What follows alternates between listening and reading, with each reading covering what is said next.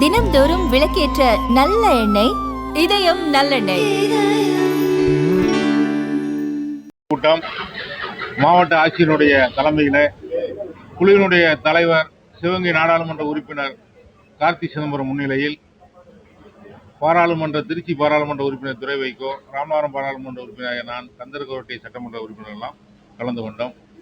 ஒன்றிய அரசினுடைய பங்களிப்பிலே நடைபெறக்கூடிய அனைத்து திட்டங்களுடைய நிலைகள் பற்றி தெரிந்து கொண்டு என்னென்ன பணிகள் எல்லாம் விரைவாக மேற்கொள்ள வேண்டும் என்று அறிவுறுத்தப்பட்டது.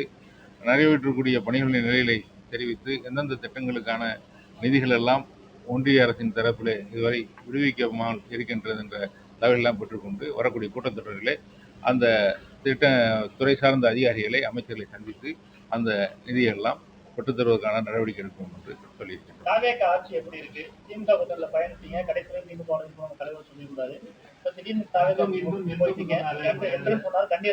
எங்க தலைவர் தெளிவாக சொல்லிட்டாங்க. எந்த சூழ்நிலையில இந்த அரசுக்கு ஆதரவு கொடுத்திருக்கோம் என்று சொன்னார்கள். திராவிட முன்னேற்ற கழக கூட்டணியில் தான் இருந்தோம், இருப்போம் என்று சொன்னார்கள். ஆனால் எங்களுடைய 2 சட்டப்பேரவை உறுப்பினருடைய ஆதரவு இந்த அரசுக்கு தேவைப்பட்டது. நாங்கள் ஆதரவு கொடுத்தால்தான் ஆட்சி அமையும் என்கின்ற நிலை இருந்தபோது ஜனாதிபதி ஆட்சி வந்துவிடக்கூடாது, மீண்டும் தேர்தல் வந்துவிடக்கூடாது என்ற காரணத்திற்காக ஆதரவு கொடுத்தோம் என்று எங்களுடைய தலைவர்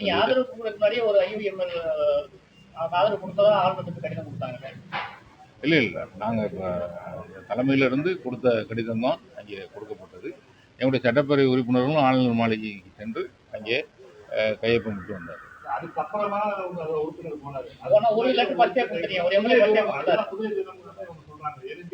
இல்லை, எங்களுடைய சட்டப்பேரவை உறுப்பினர்கள் 2 பேரும் அப்படி எந்த தபாலும் அதற்கு முன்பாக கொடுக்கல. தலைமையிலிருந்து தலைவர் கொடுத்த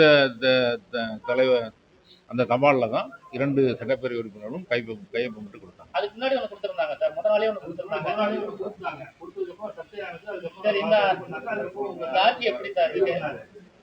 இந்த ஆட்சி துவக்கமாக 717 மதுக்கடைகளை, வழிபாட்டு தலங்கள், பள்ளிக்கூடங்கள் அருகில் இருக்கக்கூடிய மதுக்கடைகள் எல்லாம் மூடப்படும் என்று அறிவிப்பு எடுத்து அந்த நடவடிக்கையை நாங்கள் வரவேற்கின்றோம்.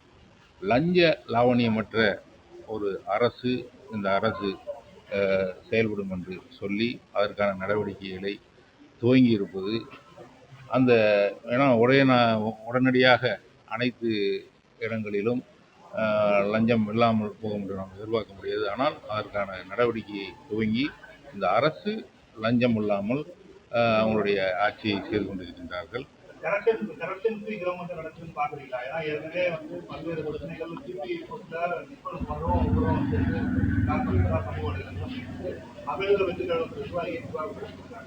அடுத்தது பயணிகள் இல்லாத 100 கோடி ரூபாய் மதிப்புள்ள சொத்து டிரான்ஸ்பர் ஆகுது. அது யார் வாங்கியிருக்கா என்னங்கிறது இது வரைக்கும் கவர்மெண்ட் சொல்லலாம், இது பண்ணல. அதே மாதிரி அதுல தேசி இதுல பல அடிமட்ட லெவல், உயர்மட்ட லெவல்ல நம்ம பார்க்குறோம். பல துறைகளில் பார்க்குறோம். எங்கேயும் யாரும் எந்த பணமும் வாங்குவதாக எதையும் பார்க்கல. எல்லாம் எந்த கையூட்டும் பெறாமல் தான் இன்றைக்கு ஆட்சி நடைபெறுகிறது. ஊராட்சி மன்ற தலைவரே வாங்கியிருக்காரு, லட்சியம் நீக்கியிருக்காங்க. கட்சியில் புதுசாக சேர்த்திருக்க அமைச்சர் மேல விமர்சனம் இருக்கு.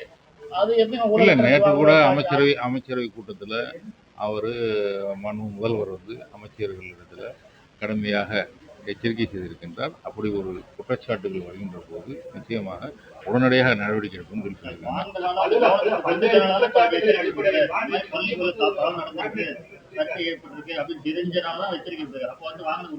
இல்லை, வாங்கினது அப்படி ஒரு பிரச்சனையே வரக்கூடாது என்கிறதான் எச்சரிக்கை.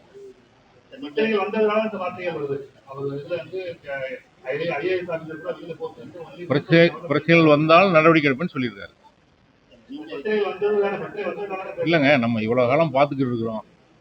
இப்படி ஒரு முயற்சி, இப்படி லஞ்சத்தை ஒழிக்கிறதுக்கான ஒரு நடவடிக்கைன்னா இதை நம்ம வரவேற்கிறதா? நீங்கள் என்ன சொல்ல வரீங்க? இல்ல, தமிழ்நாட்டுல வரலாற்றுலயே இது போன்ற குதிரை பேர் நடந்தது இல்லைன்னு சொல்றாங்க. இப்ப எம்எல்ஏ விலை கொடுத்து இதுக்கு முன்னாடி எங்க எந்த டயத்துல வாங்கினது இல்லைன்னு சொல்றாங்க. இதுதான் முதல் எடுத்துக்காட்டுன்னு சொல்றாங்க. இப்போ 5 எம்எல்ஏ 6 7 பேர் 6 பேர் ராஜினாமா பண்ணியிருக்காங்க. இதுக்கு மட்டும் நடந்ததே இல்லைன்னு சொல்றாங்க. இதை எப்படி நம்ம பார்க்க முடியும்? நீங்க வந்து ஒரு சோபா, உங்களுக்கு வந்து சோபா வரல, ஆனா பல கட்சிகளுக்கு சோபா போயிருக்குன்ற மாதிரி அது ஒரு சொல்றாங்க, அது ஒரு குற்றச்சாட்டு சொல்றாங்க. அதுல இப்ப வந்துட்டு புது ஹார்ட் ரைடிங் கண்டிப்பா நடந்திருக்கு அப்படின்னு இன்னைக்கு கூட ஹைகோர்ட்டுக்கு எதிர்த்து பேசினாங்க. அது நம்ம எப்படி ஹார்ட் ரைடிங் இல்லைன்னு சொல்ல முடியுமா? இல்லை, இப்போ அவங்க எம்எல்ஏக்களை விலைக்கு வாங்கி இப்போ அவங்க இன்னும் அடுத்த தேர்தலில் அந்த கட்சியில் நின்று அவங்களுக்கு ஆதரவு கொடுக்கக்கூடிய முடிவுகள்லாம் எடுத்தவங்க தான் சொல்ல முடியும். இப்போ அவங்க பதவியை ராஜினாமா பண்ணியிருக்காங்க. இது அரசியல் சாசன அரசியல் சாசன சட்டத்திற்கு உட்பட்டு தான் இருக்கு. அவங்க இன்னொரு கட்சியில் சேர்ந்திருக்காங்க.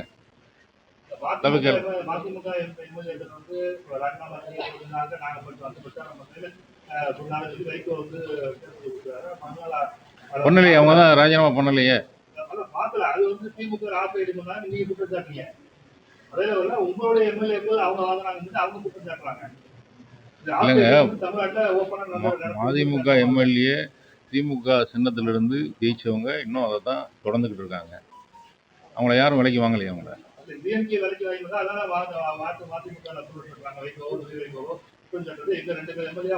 திமுக எதுக்கு விலைக்கு வாங்கின? ஏற்கனவே அவங்க திமுக சின்னத்துல தானே இருக்காங்க.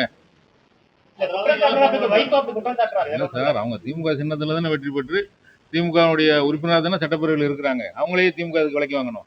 நாடாளுமன்றத்துல தொகுதி வரையறை குறிச்ச மசோதா கொண்டு வர்றாங்க. ஏற்கனவே திமுக வந்து எதிர்த்து வாக்கு வச்சது. இப்போ காங்கிரஸ் போய் திமுக வந்து கண்டிப்பா ஆதரிச்சு எதிர்த்து வாக்களிக்கணும்னு சொல்றாங்க. உங்களோட நிலைப்பாடு என்ன? திமுக என்ன பண்ணணும்னு நீங்க நினைக்கிறீங்க? திமுக கடந்த முறை எடுத்த நிலைப்பாட்டை இப்போது எடுக்கணுங்கிறது தான் நாங்கள் நினைக்கிறோம். கடந்த முறை இந்த தென் மாநிலங்கள்லாம் இதன் மூலமாக பாதிக்கப்படும், ஆனால் நம்ம இந்த தொகுதி மறுவரையை ஆதரிக்கக்கூடாது என்ற ஒரு நிலைப்பாட்டை எடுத்தார்கள். இந்த முறையும் அந்த நிலைப்பாட்டை எடுக்க வேண்டும் என்று தான் நாங்கள் நினைக்கிறோம்.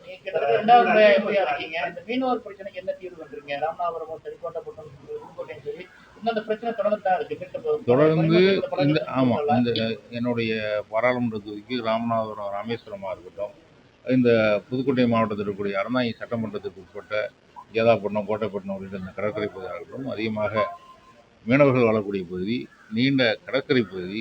இவர்களுடைய பிரச்சனை குறிப்பாக இலங்கை கடற்படையால் இவர்கள் கைது செய்யப்படுவது, இவருடைய படகுகள் கைது செய்யப்படுவதால் தொடர்ந்து இந்திய ஒன்றிய அரசுக்கு வலியுறுத்தி கொண்டிருக்கின்றேன். குறிப்பாக அவர்கள் கைது செய்யப்படும் போதெல்லாம் ஒன்றிய அரசினுடைய கவனத்திற்கு, வெளியுறவுத்துறை அமைச்சகத்துக்கு அவர்களை விடுவிப்பதற்கு, மீட்பதற்கு, இந்த பிரச்சனைக்கு நிரந்தரமாக ஒரு தீர்வு ஏற்படுத்த வேண்டும். பாதுகாப்பாக அந்த பகுதியில் அவர்கள் மீன்பிடிக்கக்கூடிய இதை உறுதிப்படுத்த வேண்டும் என்று தொடர்ந்து வலியுறுத்தி கொண்டு தான் இருக்கின்றேன். இந்திய அரசு நினைத்தால் இது ஒரு பெரிய பிரச்சனையே கிடையாது. உடனடியாக இந்த பிரச்சனையை சரி பண்ண முடியும். இந்திய அரசு சொன்னால் இலங்கையை கேட்டுக்கொள்ளும். ஆனால் நம்முடைய அரசு அதற்கான நடவடிக்கை எடுக்கும்.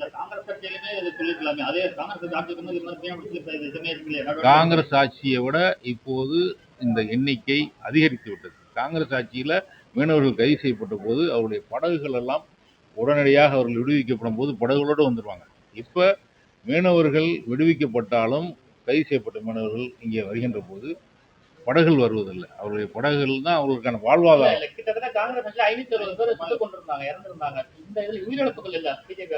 பாரதிய ஜனதா ஆட்சி வந்த உடனே தான் மீனவர்கள் கைது செய்யப்படுது, அவர்கள் தாக்கப்படுது, அவருடைய வாழ்வாதாரமே அளிக்கப்படுது. படகு தான் வாழ்வாதாரம் சொல்றேன். அந்த படகை காங்கிரஸ் ஆட்சியில பறிக்கல. இந்த ஆட்சியில படகை பறிச்சுக்கிட்டு அவங்க அனுப்பி விட்டுறாங்க. இங்க வந்து வேற எதை வச்சு அவங்க தொழில் செய்வாங்க? மீனவர்களுக்கு வேற எந்த தொழில் தெரியாது. இப்பவும் சுட்டு கொண்டிருக்காங்க. இந்த ஆட்சியிலையும் மீனவர்கள் சுட்டு இப்போ இந்த ஆட்சியிலையும் சுட்டுக் கொல்லப்பட்டிருக்காங்க. இந்த ஆட்சியில தான் அதிகமாக மீனவர்கள் தாக்கப்படுகிறாங்க, சிறைப்பிடிக்கப்படுறாங்க.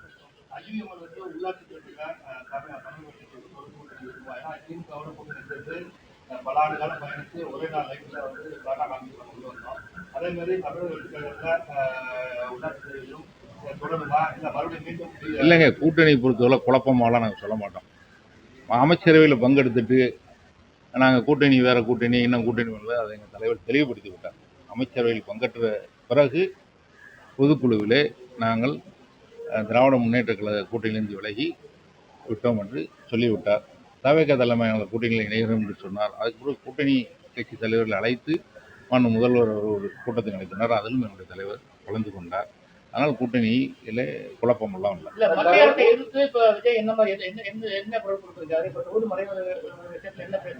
அன்னைக்கு கரூர்ல நடந்த கூட்டத்திலே சொன்னாரு, தொகுதி மறைவு வருகின்ற போது அதை தமிழகம் ஏற்றுக்கொள்ளாது என்று சொன்னார். சார், கரூர்ல வந்து முதலமைச்சரா அவர் பேசின எதிர்க்கட்சி விமர்சனம் வந்து சரியா இல்லைங்க. அப்படின்ற அதாவது தொகுதி மறுவரை பற்றி நீங்க கேட்டீங்க, அதுல அவருடைய நிலைப்பாடு என்னங்கிறத சொல்லிட்டாங்க. இருந்தாலும் அவங்களுக்கு பாராளுமன்ற உறுப்பினர் இங்க கிடையாது. இந்த மசோதா வருகின்ற போது திமுக என்ன நிலைப்பாடு எடுக்க போகுதுங்கிறத இப்ப பார்க்கணும். தாவேகா நிலைப்பாடு நடந்த சட்டமன்ற தேர்தலில் திமுகவோட கம்யூனிஸ்ட் கட்சி கூட்டணி கட்சிகள்லாம் திமுக ஆதரவோட தான் ஜெயிச்சிருந்தாங்க. தனிப்பெருமாயில யாரும் அந்த கட்சிக்கோ எதுவும் ஜெயிக்கல மாதிரி சொல்றாங்க. இப்போ நீங்க கூட்டணி விலையேறி உங்க தனியா உள்ளாட்சியால உங்களை சேர்ந்த சந்திக்க முடியுமா? நாங்க தான் தாவேகா கூட்டணி சொல்லிட்டு நீங்க எங்களை தனியா போய் சந்திக்க சொல்றீங்க சார். அது தாவேகா சொல்லிட்டு சார். இல்லண்ணே, அவர் ஏன் கேட்கிறாருன்னா, நீங்க ஆதரவு கொடுத்துட்டீங்க, ஜனாதிபதி ஆட்சி வரப்ப ஆதரவு கொடுத்தீங்க, அதுக்கப்புறம் அதிமுக எம்எல்ஏ விலை கொடுத்து வாங்குறா சொல்றாரு. 6 பேர் ராஜினாமா பண்ணிருக்காங்க. ஏன் அந்த வேலை இல்லையா? அவங்கள விலை கொடுத்து வேணா அவங்க இப்ப அவங்கள யாரையும் சட்டப்பேரவை உறுப்பினர்கள் ராஜினாமா பண்ணிட்டாங்க. சட்டப்பேரவை உறுப்பினர்களை வாங்கல. இன்னும் அந்த தேர்தலாம் நடத்தப்படலை. சட்டப்பேரவை உறுப்பினர்கள் அதிகமாக ராஜினாமா பண்ணிட்டு வேற கட்சிகளில் சேர்றதை நாங்கள் அதை வந்து அனுமதிக்கலாம், அதை வந்து ஏற்றுக்கொள்ளவில்லை. ஆனால் இதெல்லாம் நடக்கக்கூடாதுங்கிறது தான் எங்களோடது. இப்போதைக்கு அதற்கான தேவைகளும் இல்லை. இந்த ஆட்சிக்கு நாங்கள் எல்லாம் ஆதரவு கொடுத்திருக்கின்றோம். ஆட்சிக்கு பெரும்பான்மை இருக்கின்றது அப்படின்னு தான் சொல்கிறோம்.